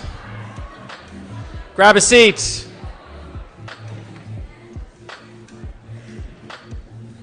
Come on. We're gonna have the judges come up, and what they're gonna do is we've designated one judge to give feedback to. We give feedback to all the teams. One judge is going to do it on behalf of all the judges, and the first one. Do we have a slide with all the teams on it anywhere? Christina's going to do it for me, sort of. Yay! Wow. Which one do you want to start with? Rent Lab? Okay, so the first one's Rent Lab. Should I be just? Yeah, just right here. Okay. So where's Rent Lab? Just put up your hands. Here's a microphone for you. Hi. First of all, kudos on breaking the ice, being the first team. I hope I also get the same kudos for being the first judge this week. I don't know. So I think something that was really great about what you did was you brought a human element to something that's like not often a very human interpersonal experience. Something that I think is like a big risk that you need to think about. Is that piece of how the value proposition of people providing the testimonials.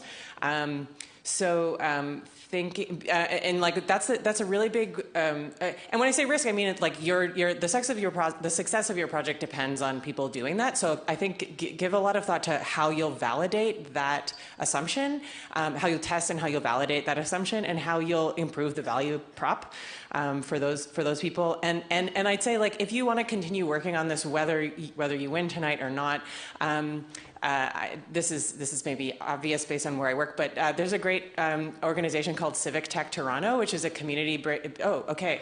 You're great. Okay, so you already know about Civic Tech Toronto. Good. Keep going there. But and I'll say also to any of the teams that are working on technology, data, or design that you could continue working on that at Civic Tech Toronto. It's Tuesday nights, and it's just a community group building civic technology, which is what a lot of you were talking about tonight. So I'd be happy to talk to anybody about that if you'd like to. Thanks. Great work. Next one is the Toronto Youth Housing Initiative. All right. Where is that team? There you are. Congrats. Great work on your pitch. One of the things we really liked about your pitch or your idea in general is that it's pretty bold and pretty unique and kind of gets to the heart of the issue. People can't afford their rent, so give them more money to pay their rent. So we really like that about your idea. Some of the things I think you could think about is just kind of the first of all, kind of selecting candidates and how you would figure out who would be the best candidate for this role, and would there be rules about what kind of a rental unit they would be able to have? Would there be a maximum rent or size of unit or number of bedrooms, etc. So all those kind of nitty-gritty pieces, obviously, you'd want to think about. And also just the challenge of taking on more debt. I know the students have a ton of debt, so just thinking about how that would factor into your stuff. And one organization we thought might be a good fit is to connect with Employment and Social Services at the city, who does this kind of work and are starting to do a number of different creative approaches to connecting with vulnerable folks across the city. So that might be a good place for you to look for a partner. And First Step. Yes, so thank you, First Step, for your amazing presentation. It was very urgent and appreciated the context that was brought through lived experience from one of the presenters, so thank you so much. We really appreciated that aspect first and foremost, and we also liked the more finer details, especially like around connecting with hosts and giving folks an opportunity to share a space with somebody who is connected to the city and knows the networks and stuff like that, so people can become acclimatized as they're starting their very life-changing journey as being post-secondary students in a big city like Toronto. So we know the type of challenges that brings, so we like that you addressed it in a gentle and caring way. So providing that option was something that we really liked. And then also providing the stipend to hosts and thinking through the process of working with local and international institutions to really find and ensure that you're capturing people, the users you want, so that you can, have your program be successful. So we really like those aspects of your strategy. Nice. And since we're doing that for all, and Green Hub. I'm also providing feedback to Green Hub. Hello, Green Hub. So. First of all, I thought that the concept was amazing. I like that, and I think that this is something that is always kind of appreciated about community gardens, is the capacity for them to scale up and to address food security, urban isolation, employment opportunities, providing a revenue-generating resource for a community. So those are all things that were definitely referenced in your slide deck, and also I think that we missed that in your presentation a little bit, or all of those levels and scales that can kind of be triggered once this community garden is successful. The other thing is maybe thinking through the spaces you want to see these community gardens be, because a lot of Tower community, the space you chose was isolated, however it was also near the border of 2 municipalities, so that might have explained the isolation. So just thinking through the context of the site you choose would probably make your presentation stronger and make your idea stronger. Nice.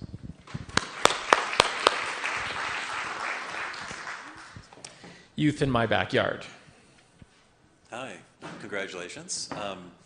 So we, given the preface that apparently we only believe that 20% of politicians are paying attention to housing for youth, we found your proposal quite appropriate. I think kind of incentivizing youth to participate would certainly be a challenge, but beginning at a very local level seems very smart.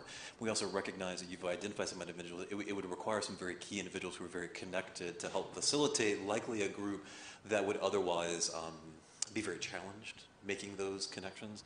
But I think the power to begin to affect policy seems rather profound and one of the larger challenges, particularly in the area of affordable housing for youth. Congratulations. Nice. And Right Rent. Hello, yeah, congrats. That was a good presentation. I really liked the idea. It was simple and very doable. Yeah, and one of the things we thought which would be like a little difficult is the validation. I mean trustworthiness of the references, so that like actual people are giving the references, not the bots giving those references. And maybe that can be worked on. Yeah, and I think it's a very simple idea which can be done even if you don't win today, you can do it on your own. So, and it's a good idea. So I guess congrats and all the best for it. Yes. And by the way, there was a lot of energy around the banker in the audience loving this idea. So just and sorry, Communally. Yeah, Communally. Where are you? Fantastic. Well, first of all, I have to say I appreciate the struggle that you have with the name of your project. The sheet that we had, Our Way was scratched out, and you came up with a new title. I think there's interest in this for me personally, given I'm an architect, but I think with the jury as well, because there's a fairly immediate impact to the built environment. You seem to have pretty good knowledge as to the existing zoning ordinances for laneway housing.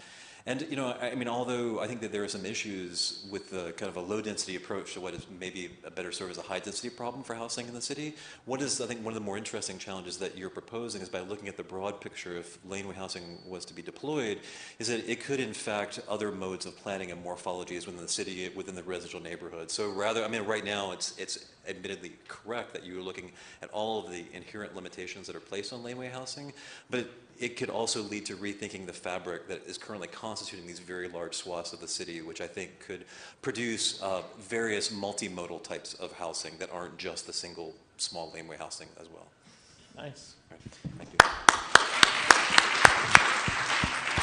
So let's give a huge round of applause to the judges. They had to, they got 10-slide presentations from all 7 teams, which they had to go through in the last few days. So we just want to say thank you very much. Don't run away quickly. You got to come back. You're not done yet. You want to come up? As these guys are going to kind of say one thing quickly. No, you come up and I'll say something after. Come on.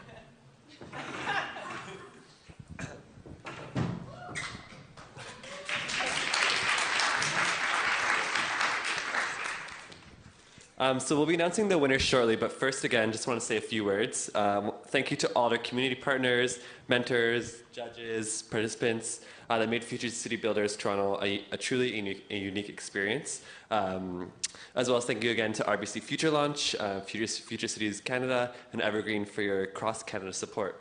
So as we've mentioned before, Toronto is actually the last city to launch in this national movement, and we're joining a national youth movement across Canada in Hamilton, Halifax, Vancouver, and Calgary. So thank you to everyone for joining us this evening. This is not what I'm supposed to be saying yet. I guess. Oh, do you want to come back up then? They will announce the winners now.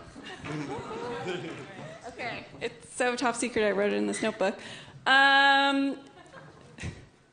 First, we wanted to do 2 honorable mentions because our top 3 projects were very, very close in votes. It is the closest, I think, yet in all 5 cities. And we honestly love all of these projects and really hope they'll continue. I'm also going to do a plug now for our participants. Once we announce, if the winning team can come on stage and get their photo, and then if we can all get our photo and we're going to do a quick group huddle where I can high-five all of you. So our honorable mentions go to First Step and Right Check.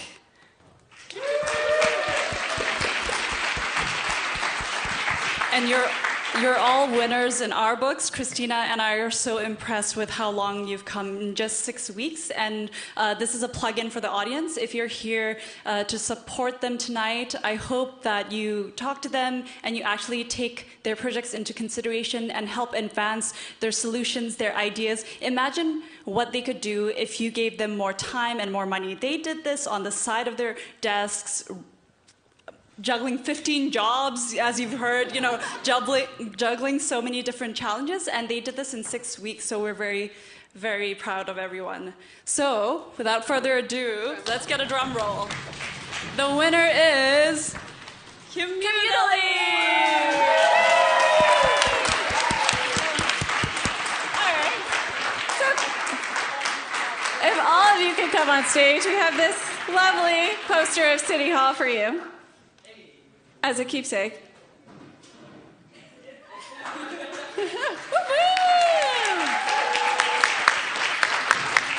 Nicely done. Super excited. Ooh, congratulations. Congrats. Ooh, congrats.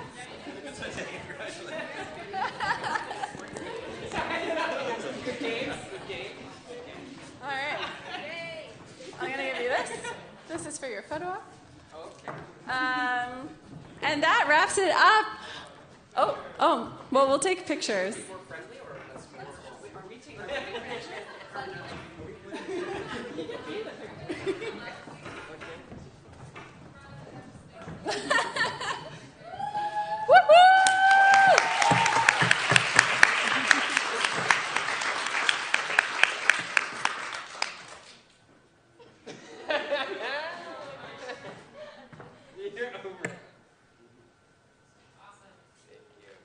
Sweet. And if we can have all of our participants on stage. Thank you, audience. You're welcome to get pictures of who you want as well. And we'll be hanging out.